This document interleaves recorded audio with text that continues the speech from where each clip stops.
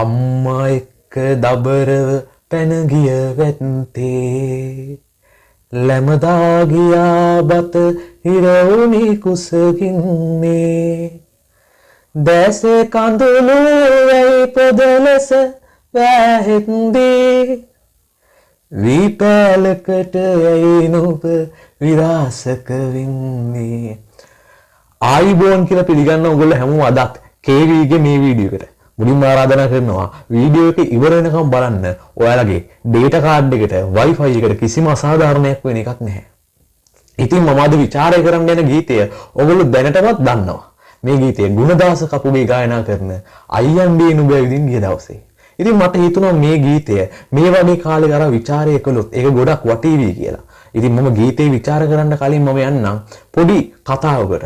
එක්තරා රටක ඉන්න සල්ලිකාරයෙක් ඒ යාන වාහන ගෙවල් දොරවල් අතින් සැප පහසු ජීවිතයක් ගත කරන සල්ලිකාරයා ICU බෙඩ් එකේ මරණාසන්නව ඉන්න අවසාන මොහොතේ සල්ලිකාරයට ඕන වෙනවා දකින්න. අනේ කාවද?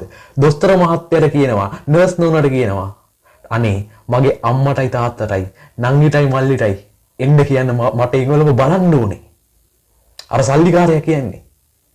ඒ මිනිස්සයාට ඒ වෙලේ කල්පනා වුණේ මගේ ගෙදර ඔප්පුව බලන්න ඕනේ. අනේ මට කෝටි ගාණක ගෙයක් තියෙනවා. මට ඒ ගෙදර බලන්න ඕනේ. අනේ මට වාහනයක් තියෙනවා කෝටි ගාණක. අනේ මට ඒ වාහනේ බලන්න වාහනේ පොත බලන්න ඕනේ. මට ඒක බලන්න ආසයි. ඒ වගේ දෙයක් ඒ මිනිස්සයාට මරණාසන්න මොහොතේ හිතුන්නේ. කාවද මරණාසන්න මොහොතේදී මතක් වුණේ? අනේ අම්මවයි තාත්තවයි තමන්ගේ සහෝදරයවයි සහෝදරියවයි. ඉතින් මේ අර ගුණදාස කපුගේ අයියන්ඩේ නුඹ විදිහින් ගිය දවසේ ගීතේට මේ කොච්චර ගැළපෙනවද කියනවනම් මම ගලපනවද කියනවනම් ඉතින් අපි කොච්චර හිතන් හිටියත් අපිට වස්තු සම්භාර දීපල ඉඩම් කඩම් යාන වාහන වටිනවා කියලා ඇත්තටම අපිට වටින්නේ මානුෂීය බැඳීම්. අපි මේ හැම දෙයක් කරන්නේ මේ වෙනුවෙන්. හොඳට හිතන්න ඔබ රැකියාවක් කරන්නේ කාර් එකක් ගන්නද ගෙයක් හදන්නද? නෑ. ඔබේ පවුල රකින්න පවුලේ ජීවිතය සැප පහසු කරන්න. ඉතින් ඒ මානුෂීය බැඳීම් ඒවර යම් භෞතික වටපිටාවක් නිර්මාණය කරගත්තට අපි ඒවට ලොල් වෙන්න හොඳ නැහැ. මම කියන්නේ ඒකයි. දැන් වර්තමානයේ මේ ගුණදාස කපුගේ ගායනා කරන ගීතයට අපි ගියොත් අයියන්ගේ නුඹ ඇවිදින් ගිය දවසේ ගිනි අවුලුණා කැණිමඩලට අපේ නිවසේ. අයියන්ගේ ඔය ආපු දවසේ අපේ ගේ අම්මා හිටිය ඇඬු කඳුනේ. ඇයි ඔයා අද ඇවිල්ලා රණ්ඩු කරලා ගියේ? ඔයාට ඕන වස්තු සම්භාරේ ඉඩම් ටික අම්මගෙන් ඉල්ලලා අම්මත් එක්ක රණ්ඩු කළා. ඕක ලංකාවේ ගමේ විතරක් නෙමෙයි නගර විතරක් නෙමෙයි ලංකාවේ හැමතැනම වෙනවා.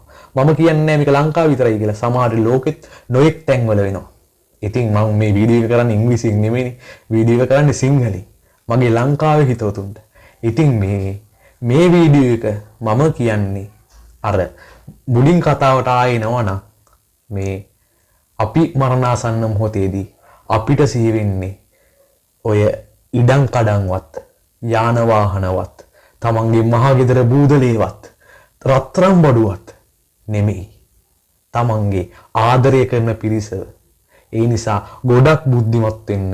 මේ භෞතික දේවල් වලට රැවටිලා ඒ ආදරණීයන් එක්ක රණ්ඩු කරලා වෛර කරා එන කොටාගෙන ජීවිතේ අවසාන මොහොත පසුතැවීමකින් චුත වෙලා කොහෙද දිව්‍ය ලෝකේ හරි අපාය හරි අවසාන මොහොතේ පසුතැවීමකින් යන්න ලෑස්ති වෙන්න එපා. ඉන්න ටිකේ හැමෝම එක්ක සතුටින් ඉමු. ජය. දැන් ගිහලා අහන්න. අයියන්ගේ නුඹ විඳින දවසේ.